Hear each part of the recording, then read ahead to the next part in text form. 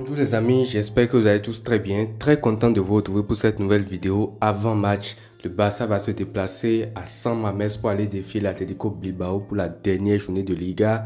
Aujourd'hui, c'est un avant-match, mais c'est plus une vidéo actualité parce qu'on ne va pas du tout s'attarder sur ce match-là contre Bilbao. La Liga est déjà terminée, le Barça est déjà champion. Donc, on va revenir globalement aujourd'hui sur les infos clés du mercato.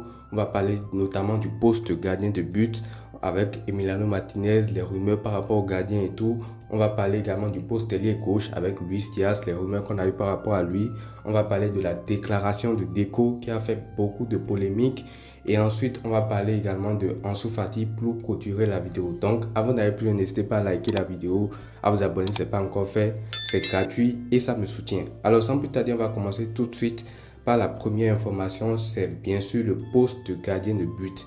Et pour ce mercato là, moi je pense que les cibles idéales du Barça, bon je ferai une vidéo mercato idéal bientôt, mais déjà pour vous mettre dans le bain, moi je pense que les zones que le Barça doit cibler, c'est plus un gardien de but, des latéraux remplaçants et un numéro 9 avec bien sûr un ailier gauche également. Pour moi, c'est les zones les plus prioritaires du Barça maintenant.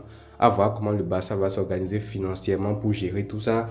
Et donc, je disais qu'on va commencer par la première information qui tourne autour du poste gardien de but. Et moi, je pense que ça doit être la priorité de ce mercato pour le Barça parce qu'on a un vrai problème en tant que gardien actuellement.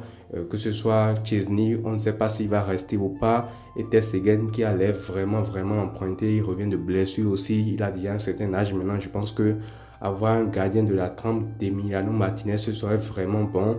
On a eu quelques rumeurs à ce propos-là. Je ne sais pas si c'est avéré ou pas, mais en tout cas, moi, je pense que un Emiliano Martinez au Barça, ça ferait énormément de bien. Je ne sais pas ce que vous en pensez. Dites-moi ce que vous en pensez dans les commentaires.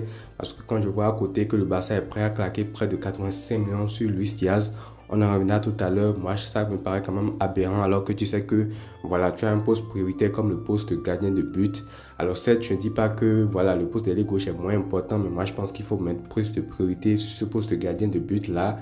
Et un Emiliano Martinez libre sur le marché, enfin pas libre, mais qui veut quitter Aston Villa, qui a, je pense, 33 ans. C'est pas trop vieux pour un gardien et tout. Et qui est un gardien de très haut niveau. Ça peut faire énormément du bien au Barça. Et ce qui me réjouit aussi par rapport à lui, c'est que c'est un joueur qui n'est pas hyper cher non plus. Sur Transfermarkt, il est estimé à 25 millions d'euros. Donc, peut-être 30 dans la vraie vie et tout. Et si le Barça négocie mieux, on peut l'avoir pour moins. Donc, moi, je pense que voilà, c'est un joueur qui peut faire énormément de bien à ce Barça-là. C'est un joueur qui connaît les grands événements. Il a notamment aidé Messi à changer un peu de dimension dans sa carrière avec l'Argentine, avec la Copa, les arrêts décisifs et tout, les pénaltys, les séances de tir au but. Donc voilà, c'est un gardien qui boit la pression, c'est un gardien qui est très fort sur coup de pied arrêté, c'est un gardien qui intimide les adversaires, c'est un gardien qui peut bien rentrer dans le projet du Barça. Donc moi je pense que pourquoi pas. Maintenant, pour revenir globalement sur le poste de gardien de but, moi je verrai deux solutions. Si tu veux une solution à court terme, le temps de chercher un vrai gardien qui va s'instaurer dans les 10 prochaines années, moi je pense qu'il faut prendre Emiliano Martinez qui serait prêt à performer tout de suite. Maintenant, si tu veux t'inscrire dans la durée, dans la continuité et tout, peut-être que tu peux prendre un autre gardien comme Joan Garcia de l'Espagnol Barcelone par exemple, qui est un gardien assez intéressant, ou comme Lucas Chevalier qui est le gardien actuel de Lille, qui est assez intéressant aussi. Je pense que vous le connaissez tous. Donc ça, c'était tout par rapport au poste de gardien de but. On passe maintenant au poste ailier gauche et c'est là que moi, je commence à me poser des questions parce que dernièrement, on a eu beaucoup de rumeurs et des rumeurs et des rumeurs où on disait que le Barça était prêt à aller sur Luis Diaz. Ça, c'est pas du tout un problème pour moi. On en avait déjà parlé l'été dernier. J'étais pour que le Barça recrute ce joueur-là parce que je trouve que c'est un joueur qui est très fort, qui apporte de l'intensité avec ou sans ballon. Un petit peu un genre de Rafinha aussi, qui a de l'expérience et tout. Mais quitte à aller le prendre à 85 millions d'euros, moi je préfère qu'on prenne cet argent-là pour aller chercher carrément un autre ailier gauche parce que 85 millions d'euros avec les finances actuelles du Barça, ça fait quand même vraiment cher pour moi. Après, si tu revois le prix à la baisse, je dirais peut-être d'accord, mais 85 millions d'euros en sachant qu'elle est à Liverpool, ça va coûter cher et tout. Moi, je pense qu'on peut se pencher sur un autre joueur de la même trempe ou alors tout aussi fort dans son domaine. Et celui à qui moi je pense, c'est plus un Ademola Lookman par exemple qui coûte peut-être un peu moins cher, qui est à l'Atalanta et qui est aussi très régulier dans ses performances, qui est très bon, qui doit être aussi sur le départ, surtout avec ce qui s'est passé avec son coach, qu'il avait clashé après le penalty qu'il a raté, tout ça. Donc je pense que À ce moment-là, quelque chose s'est cassé entre lui et l'équipe. Donc voilà, s'il a des envies ailleurs, je pense que c'est un joueur sur lequel tu peux te positionner et qui va te revenir beaucoup moins cher. En fait, l'objectif à ce niveau-là, c'est pas de dénigrer Luis Diaz, c'est pas de dire qu'il n'est pas un bon joueur. Mais moi, je pense que ça ferait du mal aux finances du Barça d'aller prendre un Luis Diaz actuellement 85 millions d'euros en sachant tous les problèmes que tu as. Ça fait vraiment cher pour moi. Donc voilà, je pense que si tu te penches sur un autre ailier, ce serait beaucoup plus intéressant. Tu pourrais économiser de l'argent et tu pourrais également renforcer d'autres postes. Mais quitte à claquer tout un budget sur un seul joueur, sur un seul poste, je trouve pas ça trop cohérent. Après, ça reste des rumeurs, on ne sait pas encore ce qui va se passer.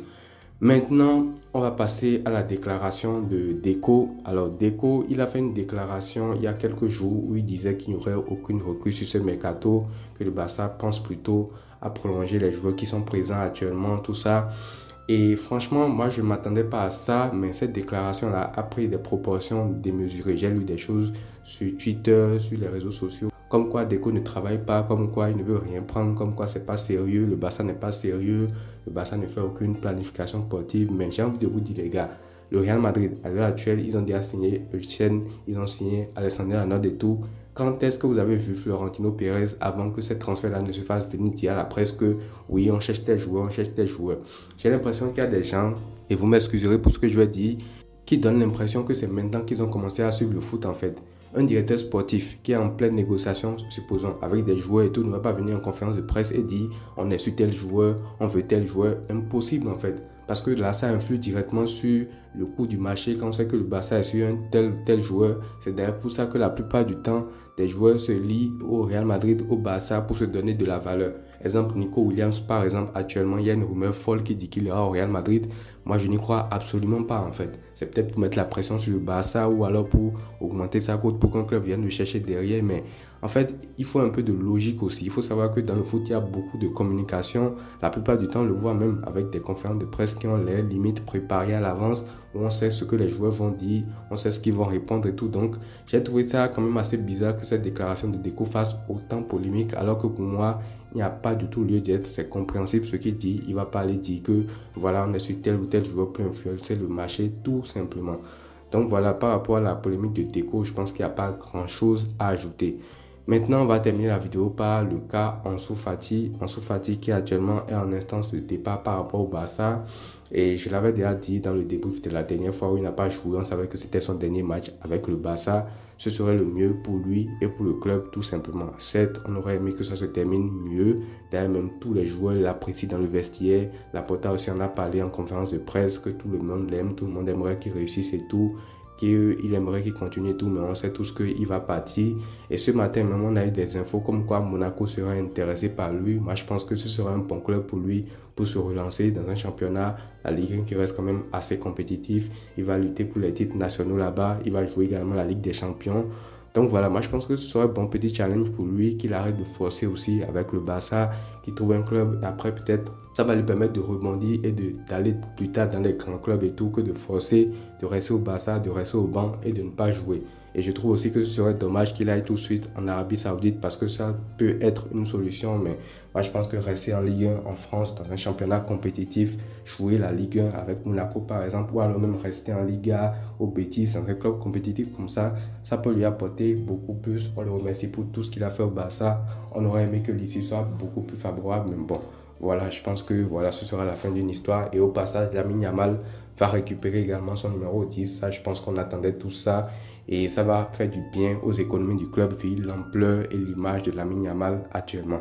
Donc voilà les amis, c'est tout pour cette vidéo. N'hésitez pas à me dire ce que vous en pensez dans les commentaires. C'était plus un petit récap des actualités qu'on a eues récemment. Donc voilà, n'hésitez pas à me donner vos avis en commentaire. Je vous lirai. Prenez tout soin de vous les amis et à très vite.